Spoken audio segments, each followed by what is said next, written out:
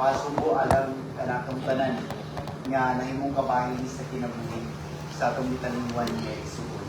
Sa dili pa ta magsugod, maghatag ko mahubo ang pag-ampo dahil ang ato ang chaplain sa Adventist Hospital Davao, Pastor sa Bandal. Sa mahubo nga mensahe na maghahatag ka nato og dugang pagsabot sa isaad sa Ginoo nga everlasting life. Mao'y atong ginapaningkamutan nga mabatnan sa ato ang pagkinabuhi ng kalibutan o man sa atong panglantaw human sa kinabuhi nga ato ang gipahimuslan nga gitugyan sa labaw nga pagkatao. Yan yung tanan sa pagtulong alang sa pagkatao. Dalaygon ng salimbaho na mga Diyos, dalampanan na mo nga hari o maghahatag sa tanan na mong panginahanglan. Ining ka hapunon ng Diyos, kami nagapasalamat sa imong pagpakikuban sa namong tanan. Luyo sa mga kasub-anan o kasakit, sa mga kabalaka o kahasubo, kami nagasaling o Diyos sa imong balaang ngalan. Kung saan ining kahapunon, among ginatugyan, among kaugalingon, sa iyong halad, sa iluwi kami o Diyos sa among mga kalapasan, aron mahimo kaming tapos sa pagpakikambit sa imong gugma o kaluoy. Ug labaw sa tanan, kami niining kahaponon magapamati sa mga mensahe.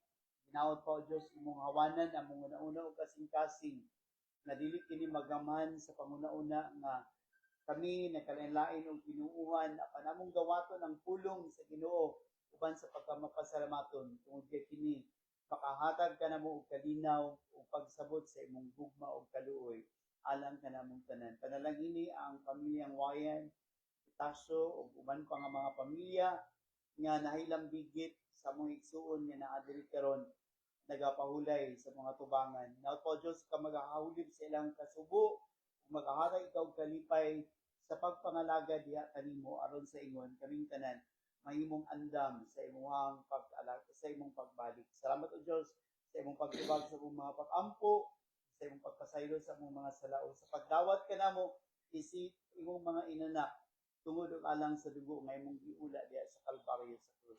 Salamat sa imong pagtubag kini kana among ginatugyan sa ngalan ni Jesus nga among Ginoo manluluwas. Amen. Amen. Karon na itong ihatag si Pastor sa Pansini sa Bandal alang sa mensahe. Kaya yun kanan sa Okay, mangliguta, may gabi sa tanan. Gabi na ba o adlaw pa?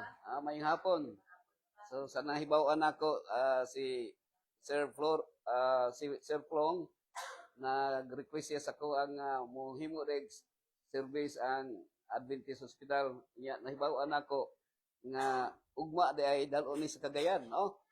Unya wala ko magdahong mga higala, mga igsoon nga makahimo sa pagserbisyo sa inyo diri gumikan kay daghan naman ang nagserbisyo. Pero sa diha nga ni kontak sa ko si Sir Plong, wala ko kabalibad kay amigo suod po din nga amigo ni si attorney, no, Ma'am Vivian. Now ako nagatuong nga ang atong kinabuhi sa kalibutan walay siguro pero ang kamatayon nato sigurado, no? Unya ako sab nagtuo nga kini nga senaryo nga ingon niini mao ni ang kanunay na kong giampo sa Ginoo sa the moment na mumata kong pagkabuntag, because every morning is a morning resurrection.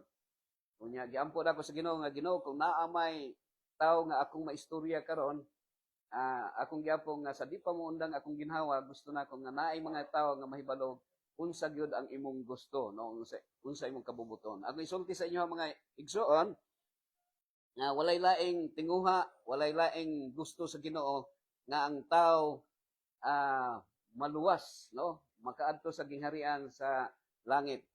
O ang gusto sa Ginoo walay daotan. Walay daotan nga mahitabo. So kining mga nahitabo ni Attorney Richard, dili ni siya pagbuot sa Ginoo. So sayop ta siya, kanang moingon mo pag namatay may pagbuot sa Ginoo. Sayop po na kanang nga gibawi sa Ginoo ang kinabuhi sa tao. Kay actually ang Ginoo naghatag, dili siya pareho sa tao nga hatag bawi, bawion dayon kung magkasala ka. Ang Ginoo gugma og dili siya mobawi og kinabuhi. Ang iyahra gihatag niya unya ang kamatayon ni abot ra sa diha nga bisag wala ta hilabti sa Ginoo kay ang Ginoo, ang trabaho sa Ginoo mao gyud ang paghimog maayo. Wala siya naghimog daotan. Kinsa may tighimog daotan? Titan. So ang kung nay mga disgrasya, tulumanaw na ni Satanas, no? So itugot lang sa Ginoo. So that's why nga niya kita karon para makapabalandong punta sa pulong sa Ginoo. Na unsa gani spelling sa Bible, ma'am? Nalimot ko sa imong ngalan. Ma'am Beauty, no? Unsa gani spelling sa Bible? B-I-B-L-E. Na ang both ingnon niya na sa acronym Basic Instructions Before Leaving Earth. No, sa di pa ta mo biya nining kalibutan na ay instructions. Nya akong awhag sa inyo nga sa di pa mo undang atong ginhawa, moadto ta kung makaulit ta sa tong balay, taga na tong higayon nga mabasa nato ang Biblia. Pero akong sulti sa inyo ayaw sa magbasa sa Biblia kung dili ayaw magbasa sa Bible, sa narrative sa Bible, kung di ninyo mabasa ang Exodus 20. Kung saan ang Exodus 20, ang 10 Commandments, ang napulo kasugo sa Ginoo. Actually, kining Bible, mga kaitsunan, mga tanak ko sa imo, Sir Prong, baga ba ang Bible nipis? Actually, sultihan mo na ako, mas baga pa kung naong. Nipis yung kaining Bible, mga igsoon. No, nipis na siya. So, unsa may nakabaga sa Bible di ay? Ang nakabaga sa Biblia is narrative sa mga tao nga nagsupak sa sugo sa Ginoo o sa mga nagtuman sa sugo sa Ginoo. So, asa may daghan, nagsupak o nagtuman? We are all in rebellion against God.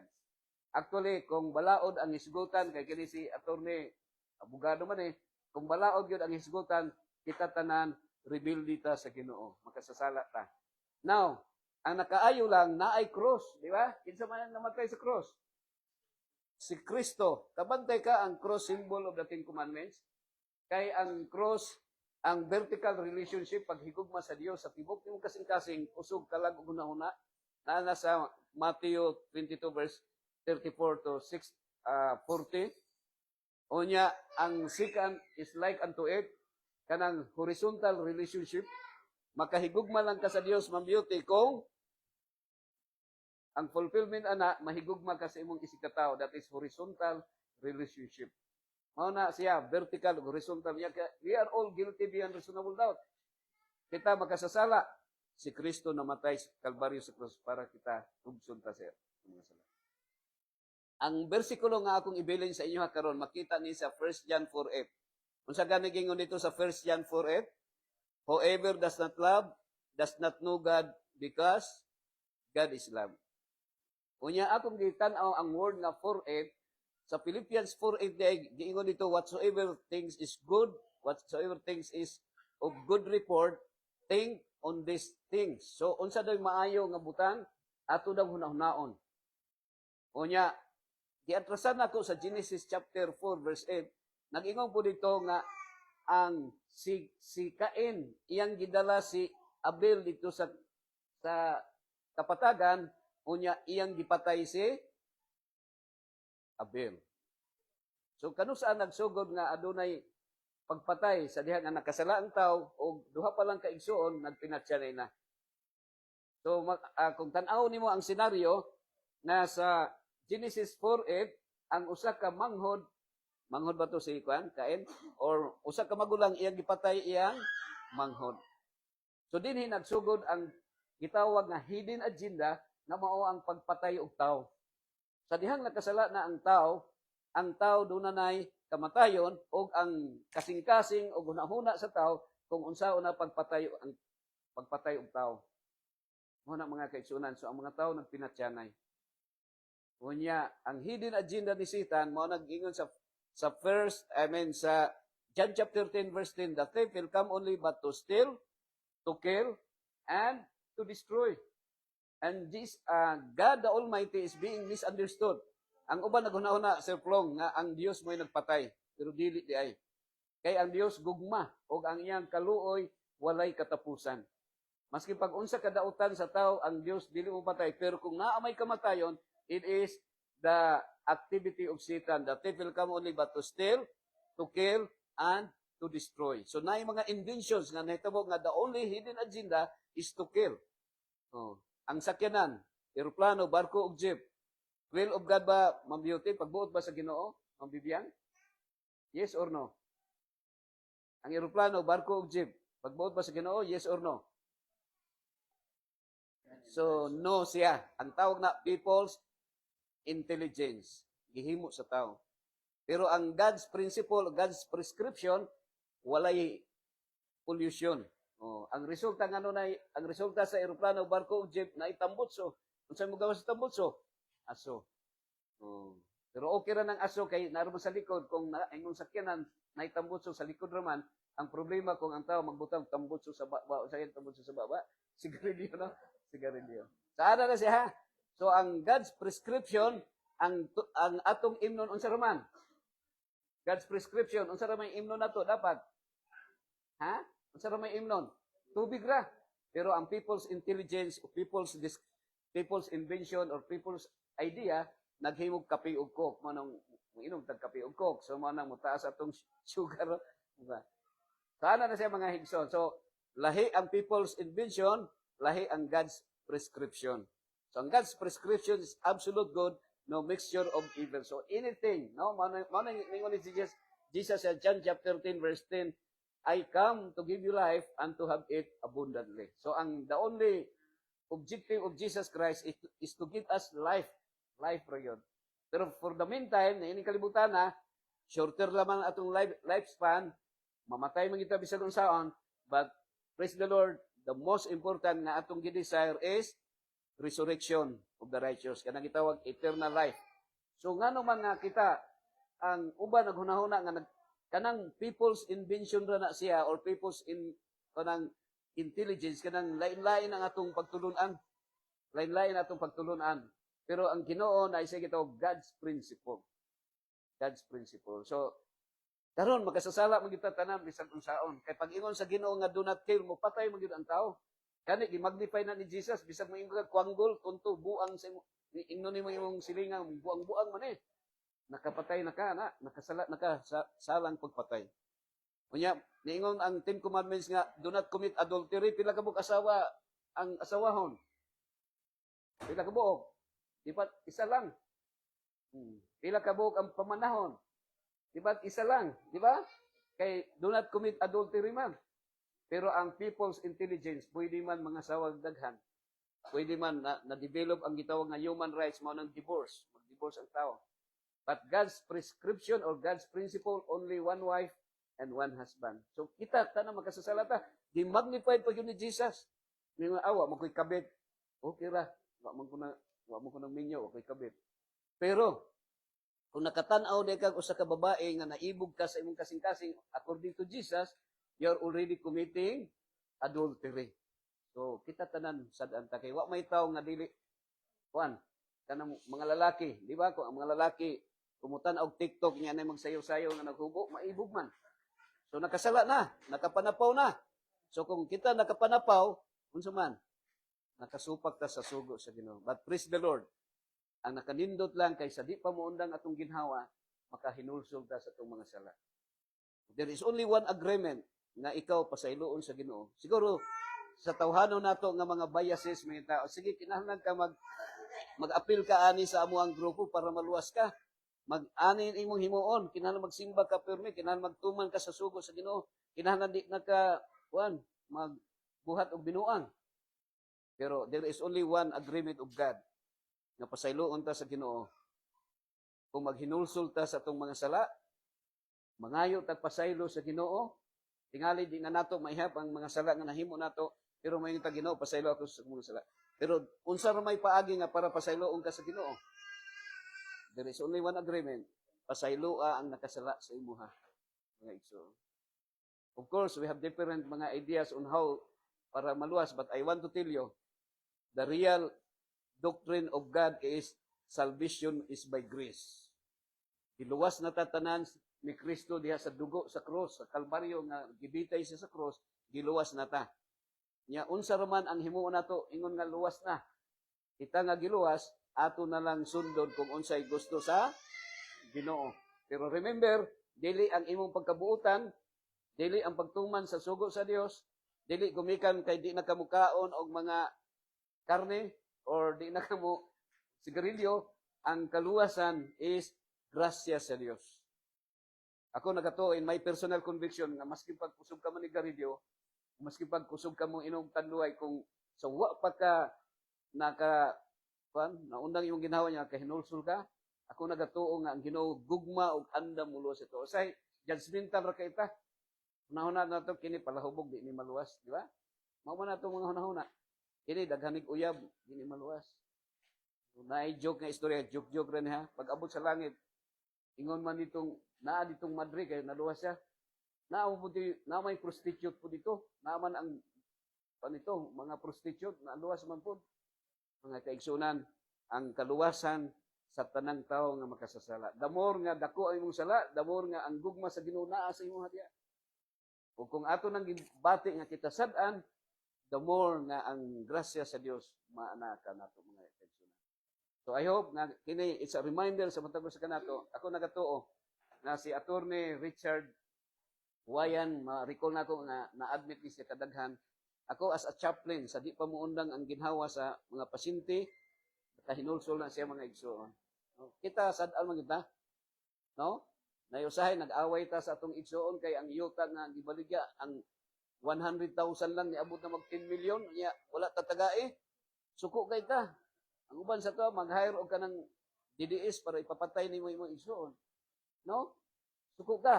Niya, maglisod na lang kang ginhawa, di na ka gusto makakita sa tao nga nakasala sa imuha kay di ka kapasaylo. But I want to tell you mga kaigsunan, masking pag unsa ka dako nga kuha na to, no? Niining kalibutan na, masking pag unsa ka pag-antos nato, basta di lang ta mo biya sa pag-alagad sa Ginoo. Ako nagatuo nga ang himaya nga giandam sa Ginoo sa tua, unsa man, dili ikabugti sa tibuok kalibutan nga kwarta yung maangkon. Manang ningon si Jesus, unsay kapusalanan sa usa ka tawo na maangkon niya ang tibuok kalibutan apan mawagtang ang iyang kalag. Musugod ba ka mambibiyan nga tagaan kag 10 million karong orasa unya usa na lang katuig ang nahabilin sa tong kinabuhi? Dito musugod, di ba? Bahala gidialysis ta permi basta mabuhi pa gyud hangtod, di ba? Pero mao ni sa mga kaigsunan, musugod tag sa dili, muabot og yung panahon nga muundang atong kinabuhi. Pero ang akong awhag sa inyo ha, kung nay nakasala sa inyo ha, pasayloa sila mga igsoon. Mauro gina siya, no? Kita naamatay laylay pamaagi nga ang tao maluwas nga kuan sa tawhanon nga pamaagi, pero ang pamaagi ra gyud sa Dios nga kita giluwas sa iya ra yung kamatayon diha sa Kalbaryo sa cross, no? Nga dili walay specific nga religion, tawhanon ra nato na nga that is only people's idea na nato na nag-separate ang mga religion. But in the sight of God, we have only one God.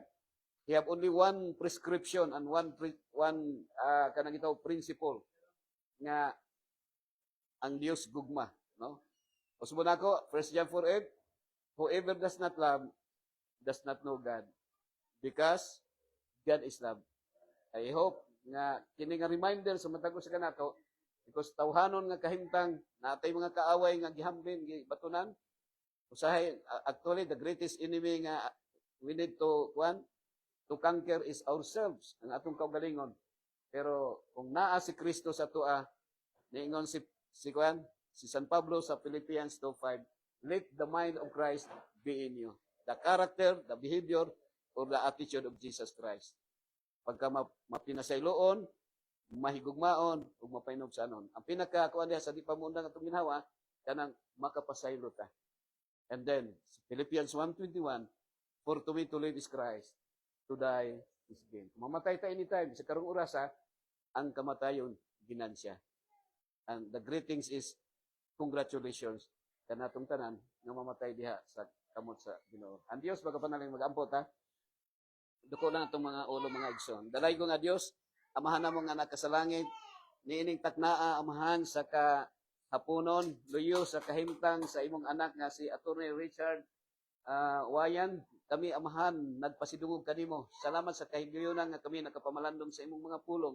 Among nasabtan amahan nga ang kinabuhi walay siguro apan ang kamatayon sigurado. Nasabtan pod namo amahan nga walay kapuslanan nga maangkon namo ang tanang butang sa kalibutan apan malaglag among kalag. Apan salamat na bisan kami makasasala, bisan kami rebelde sa imuhang kabubuton, apan gumikan sa kamatayon ni Kristo sa krus, kami adunay kasiguruhan nga makaangkon sa kinabuhing walay katapusan, makapuyo na ng gingharian nga imong gitagana nga didto wala nay sakit, wala nay kagulanan, wala nay panag-away, ug wala nay kamatayon.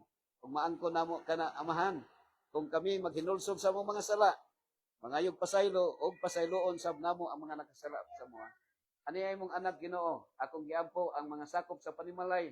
Ginako sila ma-mention tanan amahan, pero ang Uwayan family o ang tanan nga niya karon dinhi, giampo namo nga padayon i-provide nimo sa ilahang mga needs, financial blessings amahan, material needs ug labaw sa tanan, spiritual blessings nga mohatod sa kinabuhing walay katapusan. O gitugyan namo kining tanan amahan sa ngalan ni Kristo nga among manluluwas, sa pangalan samahan sa Anak ug sa Espiritu Santo. Amen. God bless everyone. God bless you. Sa ngalan sa inyong mga sukong Thank you very much.